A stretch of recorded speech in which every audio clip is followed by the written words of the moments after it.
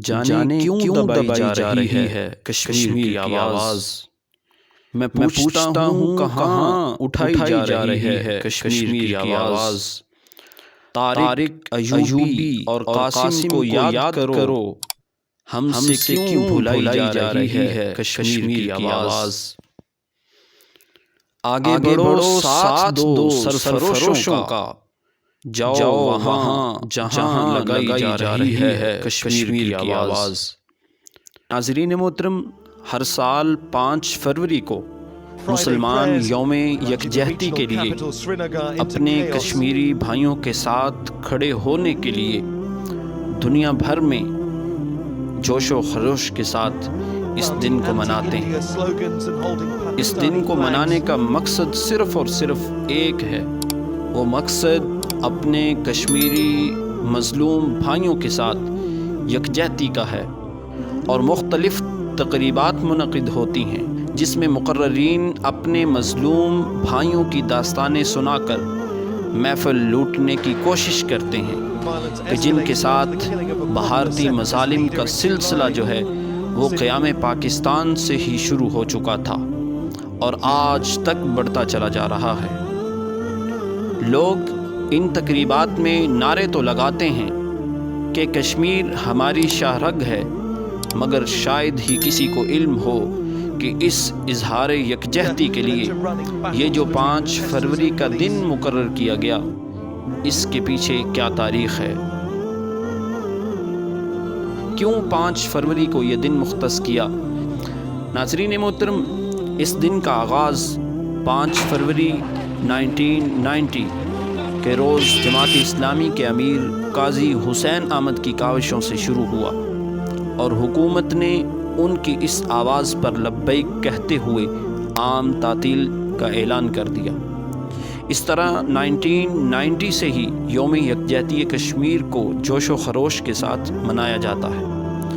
یہ وہ ریاست ہے کشمیر کی کہ جس کی آبادی 96% مسلمان تھی، اور چودھری رحمت علی نے پاکستان میں حرف کاف جو ہے یہ اسی لیے شامل کیا کہ یہ جو کاف کا حرف ہے یہ کشمیر کی نمائندگی کو ظاہر کر رہا ہے، اور پاکستان بننے پر کشمیریوں نے جشن منائے، لیکن افسوس تقسیم ہند کے بعد ہندو مہاراجا ہری سنگھ نے کشمیر کی اکثریتی آبادی یعنی مسلمانوں کی مرضی کے خلاف 26 اکتوبر 1947 کو بھارت کے ساتھ کشمیر کا الحاق کا اعلان کر دیا۔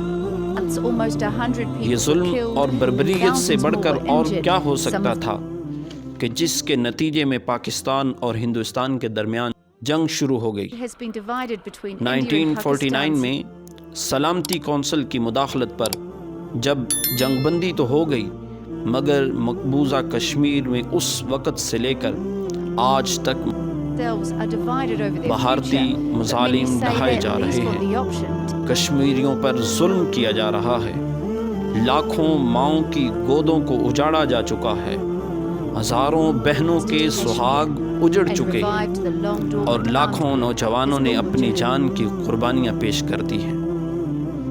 سن 1956 میں انڈیا نے آرٹیکل 370 کو آئین کا حصہ بنایا۔ اس آرٹیکل کے تحت انڈیا کے زیر انتظام جموں کشمیر کو خصوصی حقوق دیے گئے، مگر اب 5 اگست 2019 سے انڈین حکومت نے اس خصوصی حیثیت کا بھی خاتمہ کر دیا۔ انڈیا کا یہ موقف ہے کہ کشمیر انڈیا کا اٹوٹ انگ ہے، اور اس موقف پر انڈین حکومت اور حزب اختلاف اور عوام میں اتفاق پایا جاتا ہے۔ آرٹیکل 370 کے خاتمے کے ساتھ ہی صدارتی حکم کے تحت اس میں شامل کیا جانے والا آرٹیکل 35A بھی ختم کر دیا گیا، جس کے تحت ریاست کے باشندوں کو بطور مستقل باشندہ پہچان ہوتی تھی اور انہیں بطور مستقل شہری خصوصی حقوق ملتے تھے۔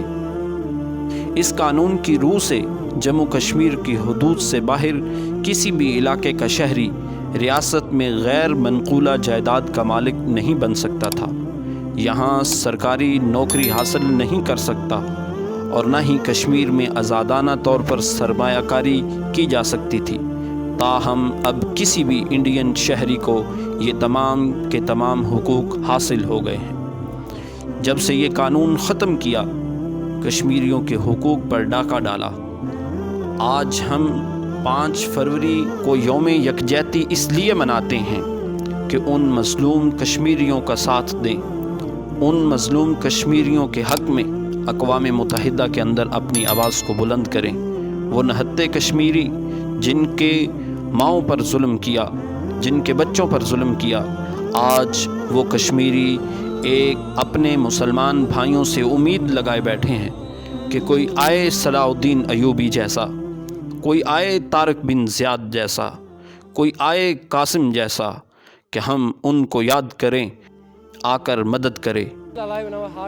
ناظرین محترم، ہم ہر سال یکجہتی کے لیے یہ دن تو مناتے ہیں، مگر پاکستان میں بننے والی حکومتیں کوئی مؤثر آواز نہیں اٹھاتی، جس کی وجہ سے کشمیری آج بھی اسی جگہ پہ کھڑے ہیں اور آج ہم شرمندہ ہیں۔ جانے کیوں دبائی جا رہی ہے کشمیر کی آواز؟ میں پوچھتا ہوں کہاں اٹھائی جا رہی ہے کشمیر کی آواز؟ آگے بڑھو، ساتھ دو سرفروشوں کا، جاؤ وہاں جہاں لگائی جا رہی ہے کشمیر کی آواز۔